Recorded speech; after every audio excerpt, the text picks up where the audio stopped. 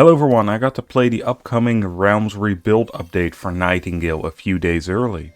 The big new feature is the inclusion of storied realms. These are handcrafted locations, unlike the randomly generated worlds from before, and this is where the main quests will take place.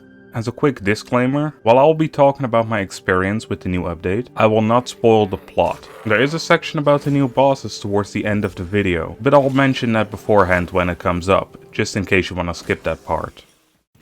Show haste, human. Nightingale's opening has been changed drastically. When you leave the nightmarish place, you'll be taken to the first storied realm, which acts as an introduction to the game's mechanics. The Abians houses a large portal network called the Crossway. They are different from the portals you knew before. Now those are still around though, and they're used to create the random realms using the realm cards you find along the way. However, the Crossway portals only have one destination per gate, and you cannot alter these realms in any way. Each one leads to a different storied realm, and to unlock them you need to obtain major cards, which are collected while following the story and beating the sites of power. Each storied realm seems to have one side of power, unlike before where you could find multiple in a realm. Besides the main questline, these realms have plenty of side quests, where you help out the humans living there with whatever issue that realm has. They add substantial amount of lore to the world and are pretty interesting as well, at least the ones I played. The way you obtain recipes has been completely overhauled. There's a skill tree-like progression menu now, where you unlock them using essence. Some of the higher tiered recipes are locked behind quest requirements. Now this majorly impacts the essence trader, as they no longer sell recipes. Instead, you can only get resources from them. Another way of getting them was by collecting echoes. These now only provide you with lore, as some did before. Now this is a great change in my opinion, as you no longer have to walk all the way towards the trader or find recipes out in the wild. Some smaller changes have been added too that had a big impact. Potions and food can now be selected from a wheel. You can bind one item to the button itself, so when you press it, you use it. By holding down the button, a wheel appears where you can select something else and use it. Now this is a great system, and because they require fewer offhand slots, they have been reduced and have been given to the main hand, so now you can finally hold all your tools in your hotbar.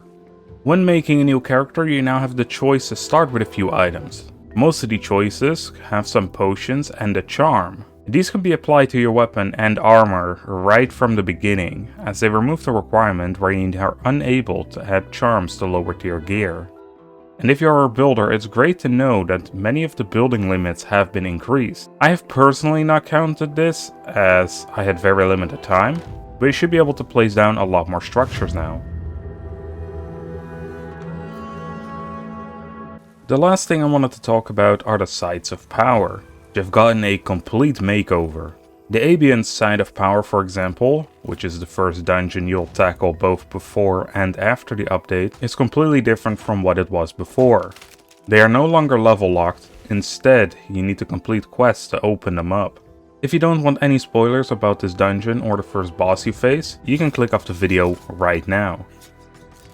Alright, so where it used to be a large tower with multiple floors and just a few enemies to fight while descending deeper below the structure, ending up with a boss fight, it now feels like a proper dungeon with puzzles, enemies to battle, and a unique boss. The entrance is no longer a small and steep staircase to the top of a building with some guys hanging around at the bottom. Now it has a large broken bridge leading towards it, which is way more imposing. This does not mean that the developers just threw out all their previous hard work, as they used the tower, including the lower floors, as a blueprint for the second side of power, and they expanded greatly on it. Now if you're like me, the challenge already starts on that bridge, as the gap is rather wide, so you can only just make it.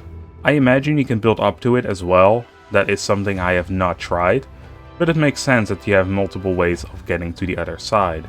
So once you made your way inside, there's a variety of small puzzles to solve.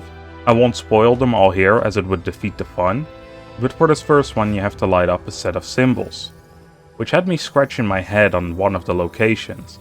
My tip: inspect the areas with a keen eye and your gamer senses will tingle. Completing this will unlock the teleporter that leads into the dungeon proper. The aesthetics look amazing down here. It feels like you're exploring some ancient overgrown castle.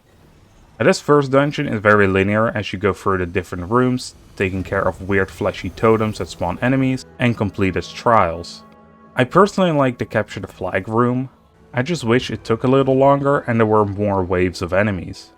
Throughout the dungeon you can also find chests with some decent loot in them for the early game. Some are easily accessible while others require more of a keen eye or parkour. And I use parkour in a very light sense as it involves being Mary Poppins for a second. A nice feature that the devs added here are lodestones, making it easy to return to the surface and resupply while not having to walk all the way back like before. They are also linked to the crossways, which can be teleported to from the map screen. Alright, now we're getting into the boss fight, Jabberwock. Upon entering the room, he immediately shoots projectiles at you. However, the devs were nice enough to place some barrels in front of the doors, so you won't get hit. This is a perfect way of getting the player's attention without taking control away or dealing some cheap damage. And shooting projectiles isn't the only thing he can do.